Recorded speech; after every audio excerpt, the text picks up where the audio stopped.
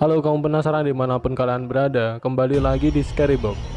Pada kesempatan kali ini, saya akan bercerita tentang ritual mencari angka goib.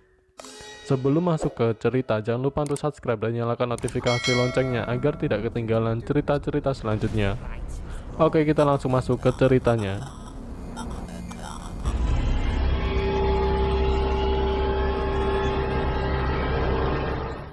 Sebut saja si Agus. Dia pekerja borongan. Menurutnya, kalau soal judi togel, berbagai cara ritual, nginfo nomor jitu udah pernah dia lakukan. Mulai dari media katak, telur, dan bahkan sampai membuka payudara wewe gombel demi mendapatkan nomor jitu sudah pernah dia lakukan. Tapi ritual yang terakhir yang akan saya ceritakan di sini benar-benar membuat dia kapok dan tobat. Pada suatu hari, dia mendapat kabar salah satu kawannya ada yang menang togel tembus 4 angka sekaligus. Dengan semangat, dia pergi ke rumah kawannya untuk mencari tahu keberhasilan dalam mendapatkan nomor jitu tersebut. Singkat cerita, terjadilah obrolan mengenai bagaimana cara dan syarat yang harus dilakukan. Syaratnya hanya harus menyiapkan nyali saja untuk membuka tali pocong. Karena nomor tersebut akan nampak tertera di kening makhluk ini dan kemudian mengikatkannya kembali. Saat mendengar syarat dari ritual yang dianggapnya begitu mudah, dengan pongah si Agus ini berkata kalau soal itu mah kecil. Kira-kira begitu yang dia katakan pada kawannya. Si Agus ini benar-benar bertekad bulat untuk melaksanakan ritual itu. Terbayang uang yang akan didapat jika berhasil.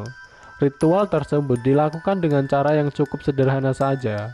Beberapa syarat yang harus dilakukan pelaku dalam melaksanakan niatnya, yaitu mengunci diri di kamar dengan hanya penerangan lilin, membuang tulisan kaligrafi lafaz jika memang ada di dalam kamar, membakar kemenyan dan menebarkan kembang setaman, melafalkan suatu bacaan dan dibaca berulang-ulang tapi bukan dari bahasa Arab atau apalagi Al-Quran, melainkan semacam jampi-jampi. Dilakukan saat waktu maghrib. Duduk dengan posisi melipat kedua kaki, membaca jampi-jampi dan tinggal tunggu keajaiban datang. Pada suatu sore, setelah merasa siap baik dari segala persyaratan, mulailah si Agus ini mengurung diri di kamarnya. Segala sesuatu sudah dilaksanakan, hanya tinggal dia fokus, duduk bersila sambil melafalkan jampi-jampi. Hingga tak terasa waktu maghrib pun sudah berlalu. Dalam keadaan hening dan kamar yang udah bau semerbak seperti di kuburan, sempat dia merasa ragu akan informasi yang diberikan kawannya itu. Tapi dia tetap tak bergeming dan terus melakukan semua apa yang diinformasikan kepadanya. Beberapa waktu berlalu dan tiba-tiba terdengar suara yang cukup keras. Gubrak! Seperti ada barang yang jatuh dari atap, menimbulkan suara yang cukup keras. Si Agus sempat terperanjat karena kaget. Namun dia berusaha menguasai keadaan. Tapi apa yang terjadi selanjutnya? Bagaimana kelanjutan cerita ini? Nantikan di episode selanjutnya.